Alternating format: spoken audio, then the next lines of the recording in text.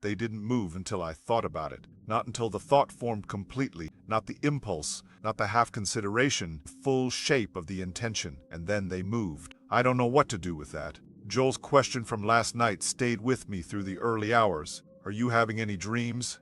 I told him I hadn't slept long enough, which was true, but not the whole truth, because the thing that had been keeping me up wasn't fear exactly. It was a sound I couldn't source, a low, arrhythmic pulse, not mechanical, not environmental, something closer than the walls. Every time I turned my attention toward it directly, the way you turn toward a sound to identify it, it stopped. Every time I stopped listening for it, it resumed. By 3 a.m., I understood that it wasn't coming from outside. I didn't write that part down until now. We went out again at first light. Joel's idea. He wanted to replicate yesterday's observation under different conditions, different time of day. Scientific in his way. The methodology of a man who processes fear by converting it into data he can work with. Ellie didn't argue. She'd been quiet since last night. She was still watching me, but differently now. Not with the analytical attention of the first day she arrived. More like the careful, peripheral awareness you use for something you don't want to look at straight on. The fog was thinner than yesterday, which meant more visibility, which meant they would see us from farther away. They were already positioned when we stepped outside. Not close. Half a block north, just at the edge of clear visibility. 3 of them, stationary, spread in the same, even geometry I'd seen before. The geometry that stopped feeling random after the 3rd time I observed it, and has never felt random since. Joel stopped moving as soon as he saw them, put his hand out to stop Ellie reflexively. I kept walking, not toward them, just forward, south, the direction we'd planned to move. I took 12 steps, and then stopped. Turned slightly east for no particular reason, just to check the cross street. All 3 of them turned east at the same moment. Joel made a sound, very quiet. Not quite a word. I turned back south. They turned back south. Stop moving, Joel said low. I stopped. The 3 shapes were still, facing the same direction I was facing.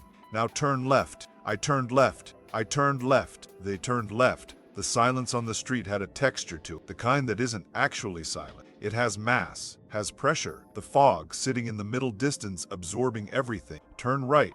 I turned right. 2 of the 3 turned right. The 3rd turned left, then corrected, like an echo with a lag. Like signal and response. Joel's hand found my arm and pulled me back toward the building entrance without a word. I let him. Ellie was already at the door.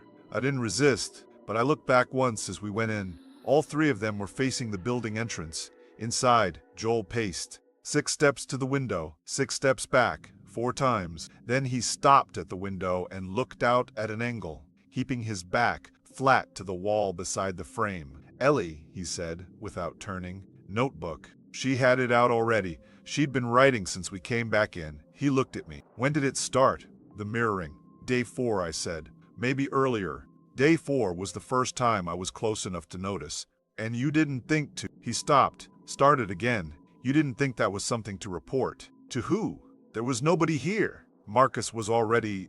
I stopped. There was nobody to tell. His jaw moved. He accepted that, without responding to it. Ellie kept writing without looking up. It's getting faster, she said quietly. What is? The response time. Yesterday there was a lag. You'd move. They'd move almost a second later. She looked at her notes.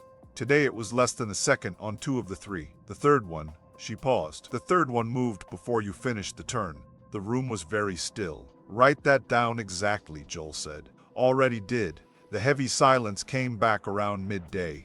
I noticed it first in the gaps between conversation, the moments when nobody was talking, and the apartment should have had ambient sound. Traffic 2 weeks ago. Before that, the ventilation system, the refrigerator hum, some layer of continuous noise that urban living wraps around you until you stop hearing it. The silence now didn't feel like absence, it felt like presence, like the shape that absence makes when something specific is missing.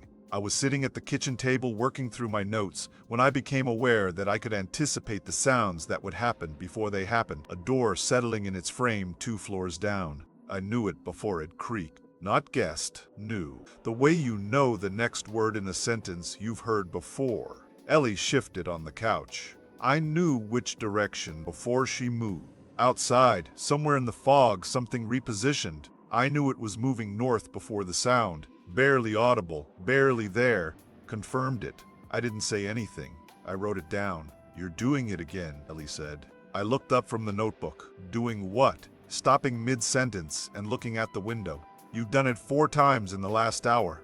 I hadn't been aware of it. Is something out there? She asked. I don't know. But you feel like there is.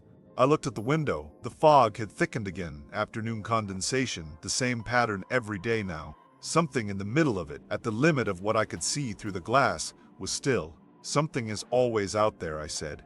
Ellie looked at Joel. He was watching me from across the room. Are you hearing anything? He said slowly. Before it happens? Different from how he'd phrased it last night. More specific now.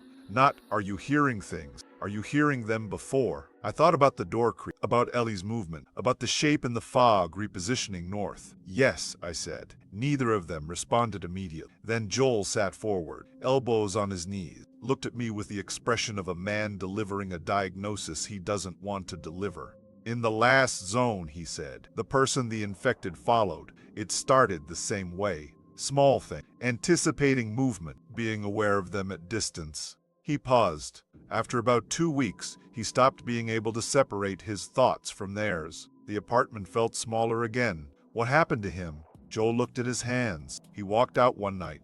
Didn't tell anyone, didn't leave a note. Did you find him? We found the building he walked toward. Zone Center, the most heavily infected block in the entire quarantine. He looked up. He was standing in the middle of it. Alive? He looked alive. Joel said it carefully, the phrasing of someone drawing a line between the clinical word and the true one. That evening, I sat at the window with the notebook in my lap and watched the fog. There were 4 of them now, positioned below the building, arranged in a loose semicircle facing the entrance. Not pacing, not searching, just there. I thought, not decided, not chose, just allowed the thought to form. Turn east. All 4 turned east. I canceled the thought. They turned back. I sat with that for a long time. The privacy I'd always assumed about my own mind, the fundamental assumption that what happens inside the skull stays inside the skull, rearranging itself into something I didn't have a word for yet. The question I hadn't been able to answer since day 1 was what they wanted. Now I was beginning to think that was the wrong question. The right question, the one I'd been circling without landing on, was what I wanted, what was changing in me, what was filling the space where 11 days of isolation and loss and fear had scraped things hollow. I looked at the 4 shapes below.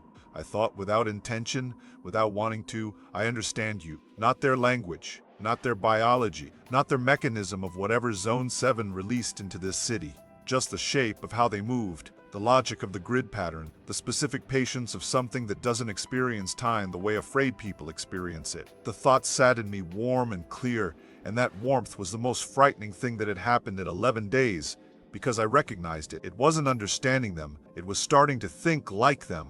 I don't think they're learning from me anymore. I think I'm learning from them. And somewhere in the fog below my window, all 4 of them just tilted their heads at exactly the same angle. Exactly the same angle I'm holding mine.